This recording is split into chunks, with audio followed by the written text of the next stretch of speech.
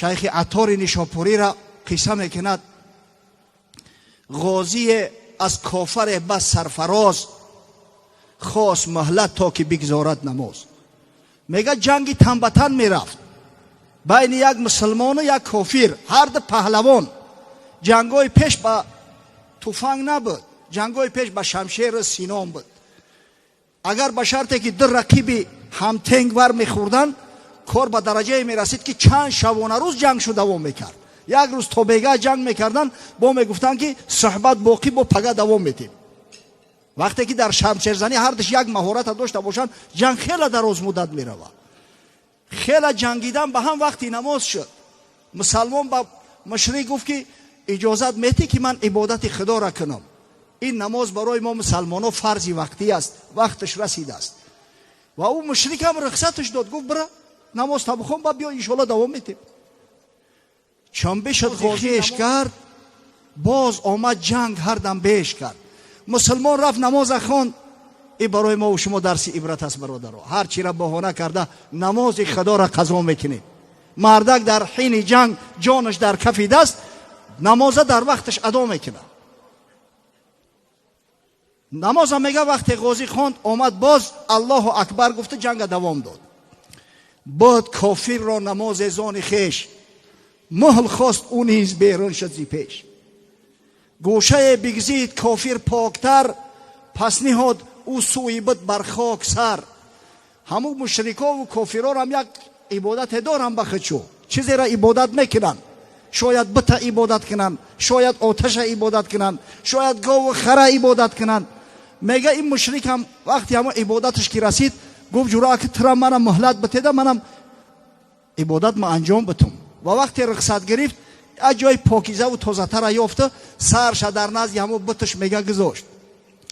غازیش چون دید سر بر خاک راه، گفت نصرت یافتم این جایگاه.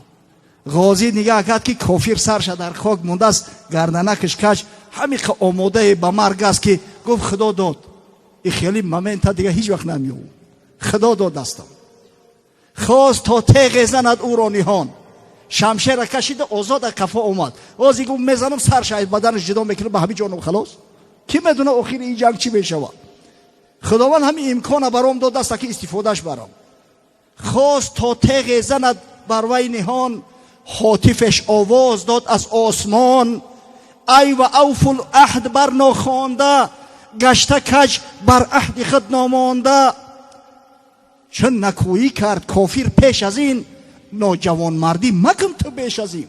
همین او قصدی ضربه زدن داشت که یک صدای میگه از آسمان آمد در گوشش که ناشکرید شود توار غازی را که تو مسلمانی مگر سخن پروردگار و امر پروردگار را فراموش کردی. و اوفو بالعهد این العهد کان مسئولا، با عهد و وفاداری کنه ای بنده های خدا. فردا روز قیامت از این عهد و پیمان شما پرسیده میشوه. او وقتی که یک کافر جوان مردی کرد، در قولش استوار ایستاد، تو چرا نامردی میکنی؟ ناجوان مردی مکن تو بیش از این. او نکویی کرده تو بد میکنی، با کسان آن کن که با خود میکنی.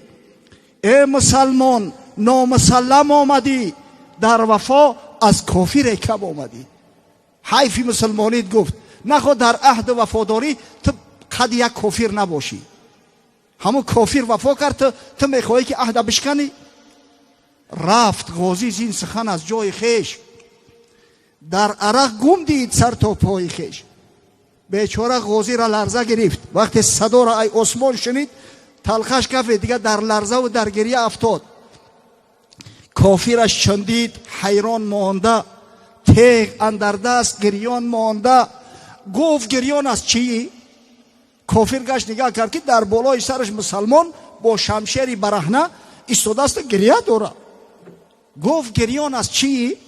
برگفت راست که این زمان کردند از من بازخواست، بے وفا گفتند از بحری تو هم، این چنین نالان من از قهری تو هم. گفت خانه سوخته برای تو گریه میکنم، از روی تو بدبخت خداوند متعال بے وفام گفت به عهدت وفا نمیکنی، تنبیه و مذمتم کرد. گوش کرد این قصه کافر آشکار، نعره زد بعد از اون بگریست زار. گفت جباره که با محبوب خیش از برای دشمن مغضوب خیش از وفاداری کنه چندین خطاب، بے وفایی چون کنم من بی حساب.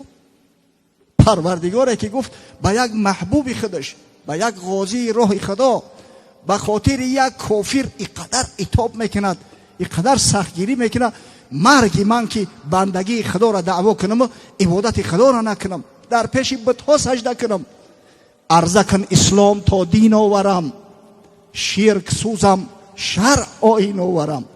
برادر گفت اسلام عرضه کن، چی نو مسلمان شوم؟ کلمه را عرضه کن منم مسلمان میشم.